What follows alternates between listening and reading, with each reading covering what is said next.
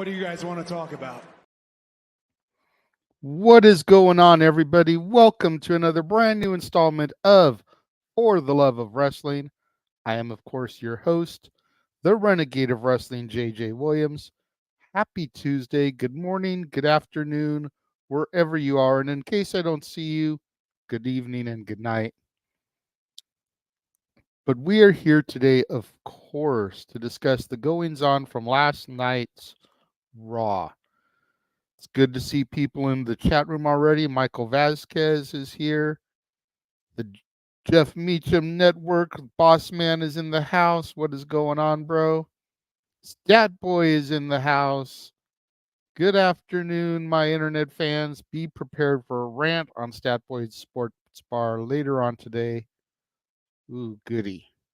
Stat Boy rants. And if you want to see more of Stat Boy rants, make sure you guys tune in to Throwback Thursdays every week, where you get an entire episode, vintage episode, as Michael Cole would call it, of Stat Boy rants.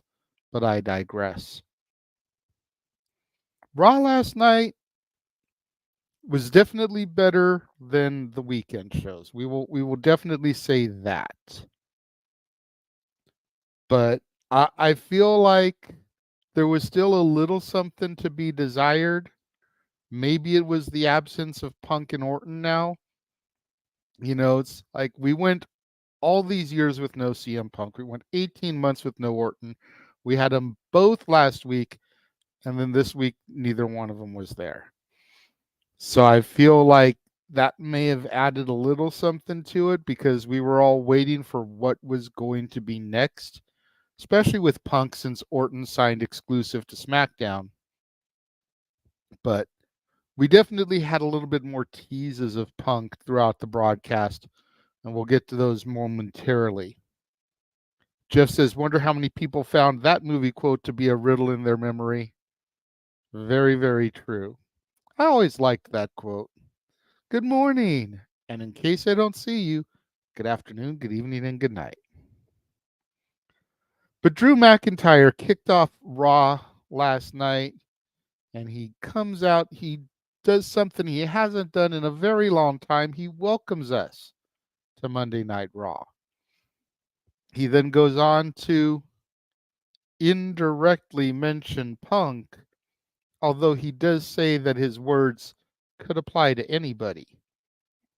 He talks about how apparently now all of a sudden you can leave, go do whatever you want to do, be fired, come back, and everything is forgiven. And on the surface, yeah, that sounds like a shot at CM Punk. But if you really think about it, Drew McIntyre was fired shortly after a WrestleMania incident. I forget which Mania it was. Went off to Impact Wrestling, became champion over there, came back, was forgiven. So while on the surface it definitely does seem like a pot shot at Punk, and I'm sure that's what it was supposed to be, it also could have just been him talking about himself. He could have been alluding to Jey Uso, who quit SmackDown, quit the WWE, was brought back a couple weeks later by Cody Rhodes, and seems all has been forgiven to him. And especially since that was his main mission inside War Games, was to get his hands on Jey Uso. Definitely a couple ways that could be spun if you really want to think about it.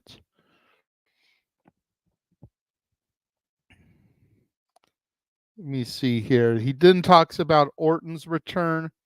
He talks about Jey Uso's apology. And he calls out Sami Zayn. And Drew insults Sami a little bit. And Sami flips it on him. Very kind of nonchalantly. Then get a ref called out there because Drew's getting pissed off, and this turns into an impromptu match. Drew McIntyre versus Sami Zayn. And it was a hard-hitting, intense match. This was a great way to kick the night off. Went over 20 minutes, 2 commercial breaks during the match. Sammy seemed to jam his knee off of a maneuver, and it really was affecting him throughout the rest of the night. He persevered through. Drew capitalized on the injury, got the win, but this was just a hell of an opening contest. I'm going to jump ahead just a little bit here. A little bit later in the night, backstage, we see Sammy getting his knee examined by one of the medical techs. Drew comes in and attacks him. So I don't know if maybe we're trying to write Sammy off for an injury angle. I don't know if maybe he actually is hurt. Not sure if this was just a kayfabe thing and he'll be back in a week or so. Maybe he's got something he's got to miss the show for next week, so this is how they're writing him off. But just very good threading in the storytelling here. Statboy says, would you rather welcome fans to Monday Night Raw or say live from New York, it's Saturday night? You know, once upon a time, I would probably jump at the chance for live from New York at Saturday night. But considering that I haven't watched SNL religiously since the mid 90s at best, I don't know. Because I mean, there's some history to say in live from New York at Saturday night.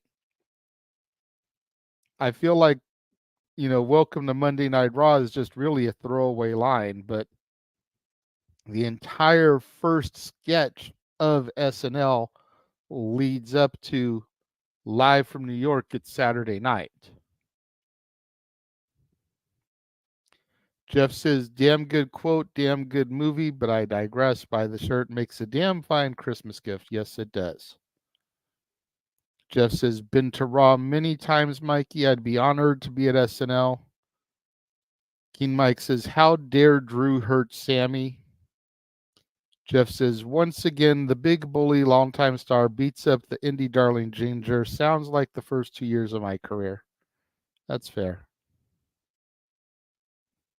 We then go backstage with Shayna Baszler and Zoe Stark, and they're with Byron Saxton. And he asks about Shayna's upcoming match against Nia, and she reminds us that she put Nia on the shelf once, and she plans to do it again.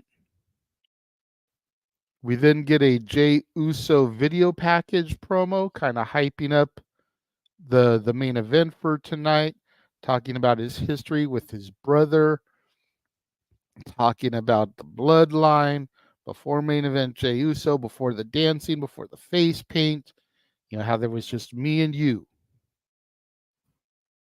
And it was kind of cool seeing all that history chronicled in reverse there. The other thing of note is the fact that they had to blur out the Yeet t-shirt because apparently somebody else has the phrase Yeet trademarked. So WWE is having to pull the merchandise with Yeet. They're having to have Jay and Jimmy stop saying it.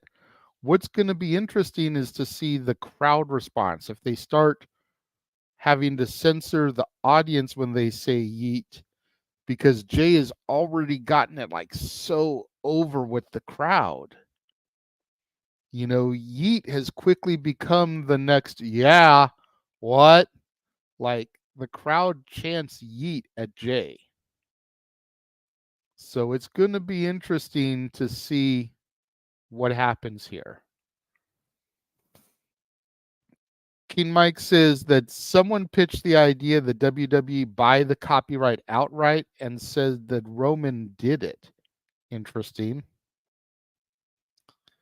Jeff says, I'd like to start a petition if we can get the Shut Up Saxton shirt reinstated. How about a Shave That Saxton tee for Byron's awful facial hair? Damn, Meech, that's A little bit harsh. You're out of line, but you're not wrong. We then see Becky and Nia backstage, and Becky says that she owes Nia a receipt. And be prepared because it's going to be coming soon, type of thing. We then get Shayna Baszler versus Nia Jax. And this was a decent match. You know, a lot of people criticize Nia. And for the most part, Nia came up in an era where I wasn't watching. So I truly don't know everyone's hatred towards Nia. I've heard it's because she's sloppy in the ring. I've heard it's because she's hurt a multitude of people. This wasn't the greatest match in the world, but I wouldn't say that this was a horrible match either. You know, it was a decently paced, you know, it did everything I felt like it needed to. It allowed Shayna to remain badass while allowing Nia to remain the monster here. Nia really put over Shayna's strength in the match and allowing Shayna to stay strong before Nia picked up the victory here. Becky then came out, kind of chased Nia off. Clearly, they're setting up something here. Probably going to end up leading to, in my opinion, a number one contenders match where the winner of that match gets a shot at Rhea Ripley. We'll have to see here. We then are backstage with DIY, Indy Hartwell, and Candice LeRae. And they're all kind of hyping DIY up for their match tonight against Imperium. Imperium comes in. They try to play some mind games with DIY. And Candice just fires some shots on them. Everyone knows I'm not Candice's biggest fan, but it was kind of funny to watch her get some shots off on Imperium. They then take off, and it just leaves Kaiser and Giovanni Vinci. And Kaiser tells Gio that, you know, tonight's a very important night. Make sure you do everything you're supposed to do.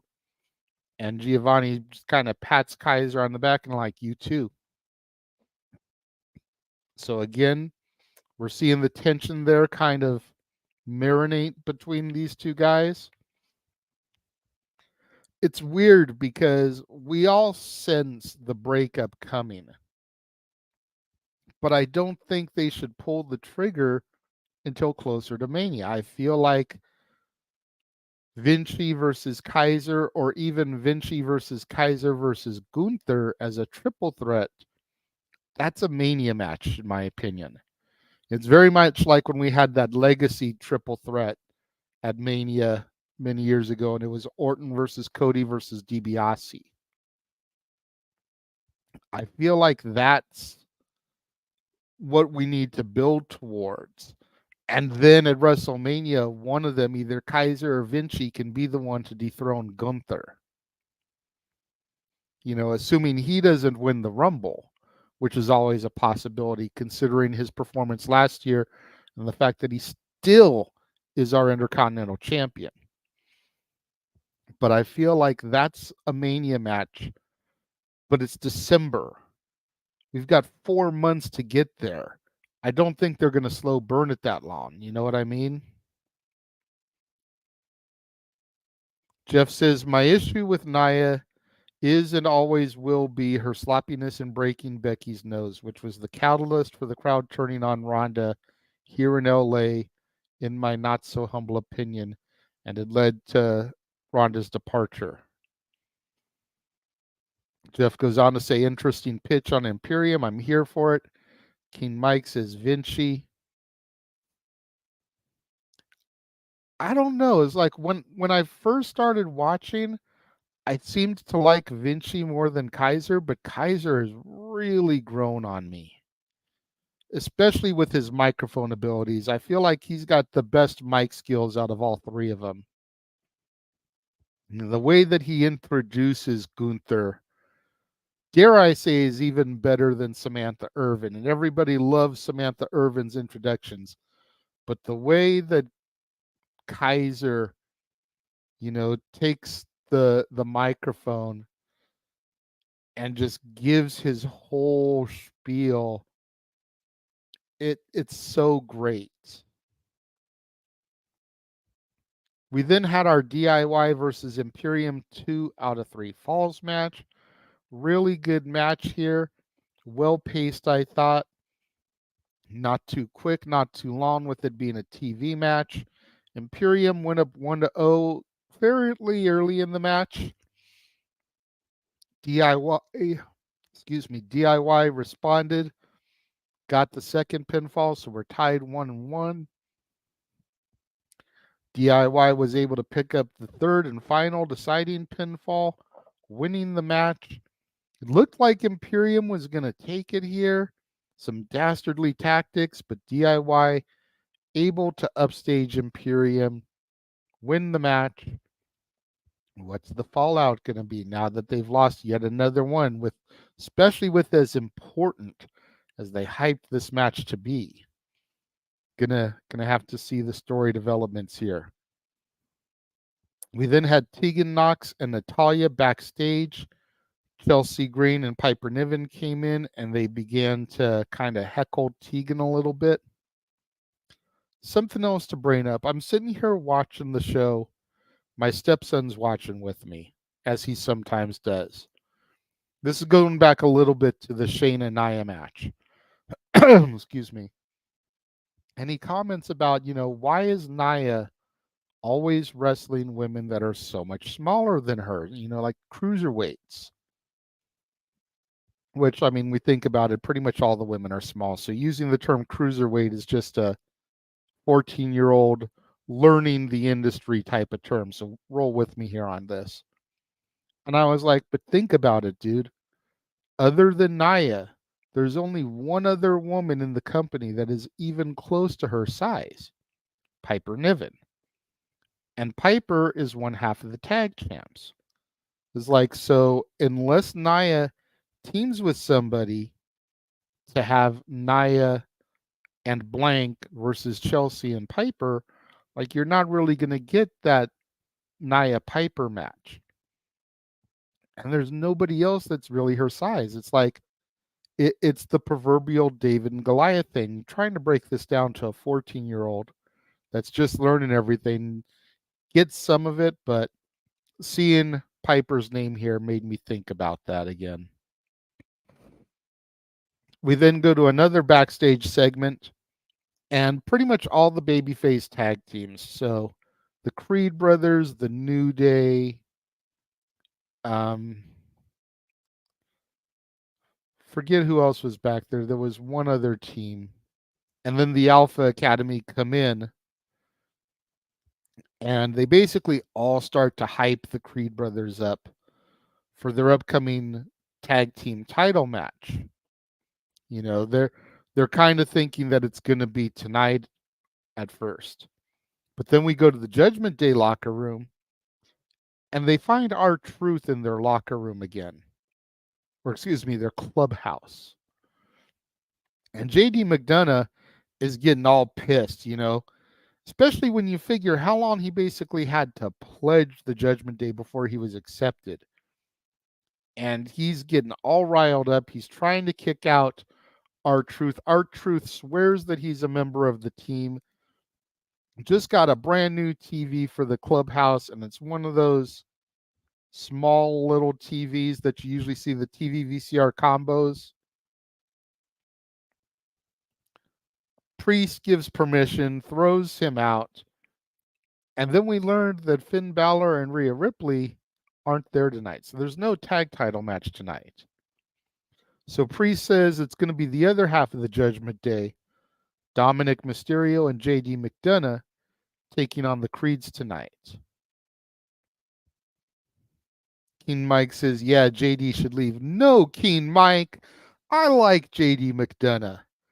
I've been a fan of his since he came into my NXT, damn it, from NXT UK. I know y'all call him JD McFunko Pop and stuff, but I like JD McDonough. Damn it. From there, we go to women's tag team action. And it's Caden Carter and Katana Chance versus Tegan Knox and Natalia. And this was a pretty good match here. You know, there were a couple of sloppy spots.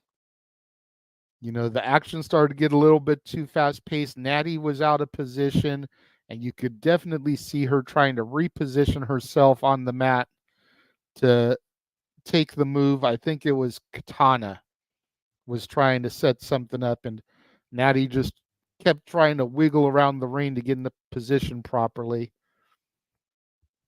But other than that, it was a great outing by all four women. Katana and Kaden really showed up here, getting the victory on Natty. And it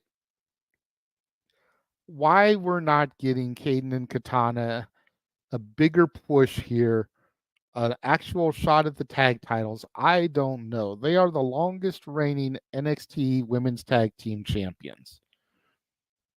They need to get the strap on them. Then you can have Piper turn on Chelsea.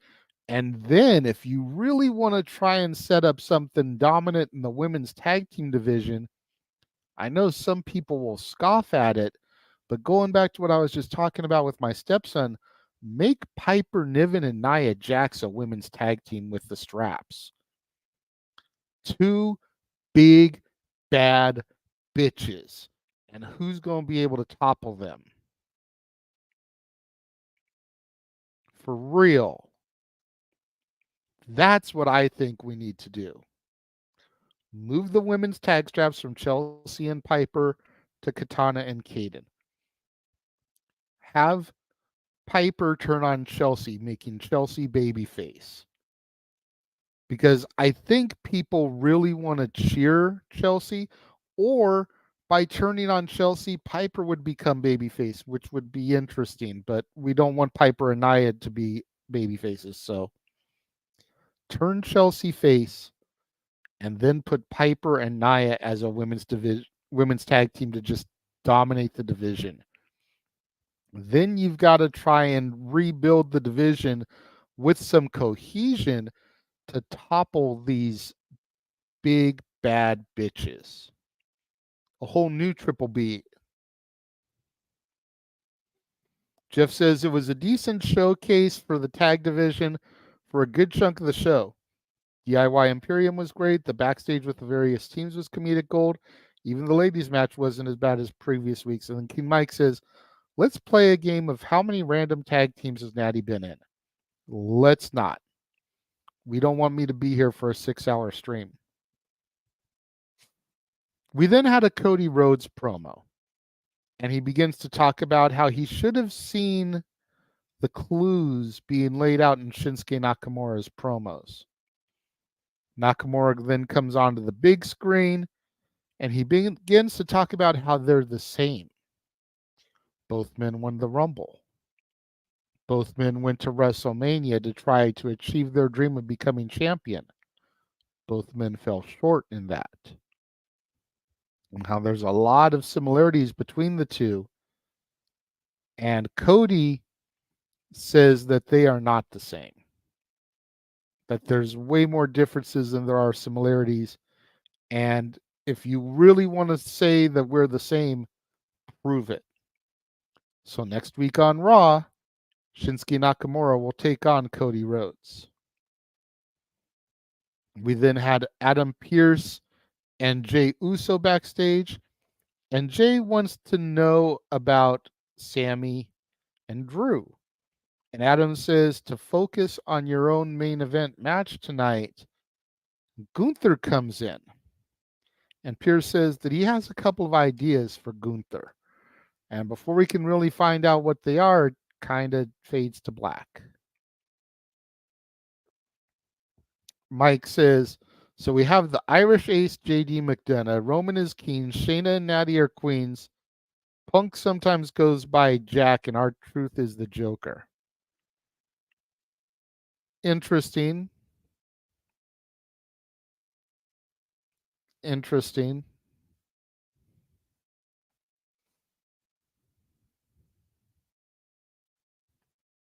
Jeff says, I'm good with Nia and the team as long as the tag division doesn't suffer and Nia is not a singles champion again. I feel like working her in a team would be a great way to accentuate her strengths and hide her weaknesses, all while working on getting her better. We then had another tag team encounter as it was Dirty Dominic Mysterio and JD McDonough versus the Creed brothers. And we have another great match for the Creeds. They have definitely been on a roll since they hit the main roster. They pick up another victory here. I am just loving this, man. I hope that they let the Creeds dethrone the Judgment Day. Some people think that it might be too early. I do not. I think the Creeds are that breath of fresh air that the tag division needs right now. Mike says Nia and Alexa 2.0. No. Nia and Piper. No Alexa. If and when Alexa comes back, put Alexa and Liv together. Their gimmicks are similar enough anyways. Jeff says, I'm glad they haven't abandoned Nakamura after the feud with Rollins. Looking forward to the match with Cody. So am I. Give me the Creeds as champions now. Yes, yes, yes. Granted, there's a lot more babyface tag teams right now than there are heels. But I would love to see, Creed's New Day, Creed's Alpha Academy, Creed's DIY, like some major building here. I think we could turn DIY heel. I just think it would be awesome. Keen Mike says, am I the only person who likes Nia? I don't hate her, Keen Mike, again, because I missed her come up. I missed her during that stage where she supposedly injured everybody. I don't think she's bad looking. I think she's a pretty woman. The jury is just still out for me as far as how much I enjoy her as a performer. Creeds deserve a long run like the Usos. No, I wouldn't say that because at the end of the day, I feel like the super long title runs are getting boring. We don't need that with every run. Those runs need to be something special. But when you've got the Intercontinental Champion at about 500 days, the Undisputed Champion at over 1,100 days, the titles just don't need these long runs with every championship. Backstage, Adam Pearce talks to Seth Rollins and he tells him that next week he is inviting CM Punk to Raw and he plans to sign him. And Seth tells him, he's like, look, you do what you got to do as general manager. But when CM Punk does what I've said CM Punk will do, and he proves me right, don't come after me when I do what I have to do to take care of the problem. So definitely alluding to a little bit of the backstage drama in AEW. Definitely alluding to his promo earlier in the year where he called Punk a cancer. Again, you want to go in depth about our feelings about CM Punk, go back in the archives and check out our debate that aired last Friday where we went for over an hour about the pros and cons of Punk being back in WWE. I'm not going to get all in depth in it again right here, but we touch on a whole lot of points that Seth is concerned about and that other people may be concerned about. Going back to the Nia thing, Jeff says, I don't outright dislike Nia, but I feel like her perception reputation is never going to go away. And whatever they've invested in her is going to be a waste. Again, perception is reality. And then goes on to say, love the subtlety with Punk, less is more for now. Exactly. Backstage, Priest asks Dominic Mysterio and JD McDonough what happened out there in their tag team match. And Dom tells, well, first JD tries to make excuses about R-Truth being out there, blah, blah, blah. And Dom just like kind of shuts him down. He's like, look, Creeds are the real deal. They're legit. You guys can beat them, but you need to be prepared for them in your match. And Priest just kind of looked at him and was like, okay. And I think that was a great way to handle it. You know, he didn't put Dominic down for his opinion. He didn't try to make the Judgment Day seem like they were this super big bad entity and there's nobody better than them right now. He listened to Dom's feedback like a big brother or a father listening to a son or his little brother. And he took the criticism, he took the feedback, and he kind of put it in his head to process it. Yeah, exactly. I like this moment of recognition, lack of arrogance from Dom here, as well as the lack of arrogance from Priest, because Priest has been cocky too. Like I said, it was more of a father son, big brother, little brother, you know, hey, what happened? Dude, those guys are tough. It's not that you can't beat them, but you can't take them lightly either. It's like, okay, good to know. So I wouldn't be surprised if the Judgment Day now maybe do a little bit of homework. You catch them a little video next week, maybe them watching the Creeds backstage, doing a little bit of studying on their opponents, trying to find ways to optimize their double teams to shut down the Creeds, especially when it comes like to the Brutus ball. So it will, I think this is definitely going to lead to a title change, but maybe it won't be at the first time. Maybe the Judgment Day will narrowly escape and then we'll get a rematch with a stipulation or something. That's what I'm thinking is going to happen. We'll get a title match on an episode of Raw. They'll just squeak by, and then maybe we'll set up the rematch at the Rumble and they'll win it at the Rumble. Yeah, and JD was looking to make excuses. Jeff thinks that will come into play later. I agree, King Mike. It is the Creed's time. Main event was Jey Uso versus Seth Rollins. Again, this was a barn burner. This was just a phenomenal matchup. Both men going out there, showing up, showing out, leaving everything on the line. So good. You had counters, reversals. Of course, Seth picked up the victory, much to my stepson's dismay, as he's a huge Jey Uso fan. But this was definitely, this match showed why Jey Uso got the nickname main event. That's all I'm going to say about that. Post-match, Drew comes out, attacks Jey Uso, puts him through the table, which is where our thumbnail image comes from for this episode. And Raw goes off the air. All in all, I'll give the show probably A- B+ range. I think it definitely falls right in that general vicinity.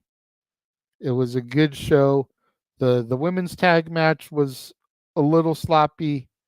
Again, yeah. So other than that, though, storytelling all the way around was great. A lot of women featured once again. You know, just some good shit here, pal. All right, that's going to just about wrap it up for today. I'm going to do as I always do, throw to a little 40-second bumper all the upcoming watch-alongs that are going to be going on, from Tribute to the Troops to Bash at Berlin. Still haven't added the images for a couple of the new announcements, but trust and believe, come Saturday, it will be updated once I delete the Tribute to the Troops graphic. check it out. We'll be back in about 40 seconds. 3, 2, 1.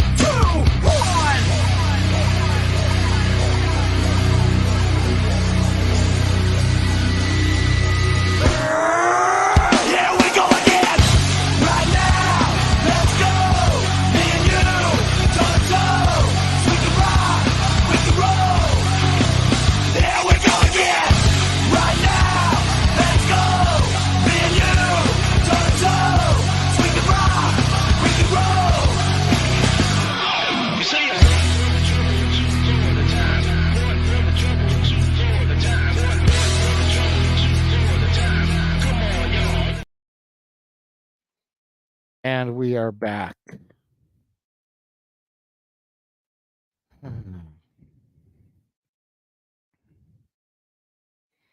That's right. The We Should Gonna Die pre-tour kicks off with the fireworks of Tribute to the Troops this Friday night. And before Tribute to the Troops, on Thursday night, we will be simply predicting NXT Deadline. Of course, this afternoon, you can always tune in to Statboy Sports Bar featuring Dory Lou, although it will be a Dory Lou-less sports bar this afternoon. And I know her presence will be felt. Her absence will be felt. That's what I'm trying to say. Her presence will be missed. Her absence will be felt. In any event, today, 4 o'clock Pacific, 7 Eastern, the food's hot, the beer's ice cold, the seats are warm. So pull up a bar stool and engage in the professional sports conversation with your barkeep, Stat Boy Mike. That is going to just about wrap things up for today. I want to thank everybody for tuning in and joining me. And until tomorrow, when I will be back to talk about WWE NXT. Same bat time, same bat channel. I am the Renegade JJ Williams. Thank you for tuning in, and I will see you tomorrow. The Jeff Meacham Network's Multiverse of Media. For over 15 years, the recognized symbol of excellence and the standard bearer in coverage of sports and entertainment. Thank you, JJ. Appreciate you.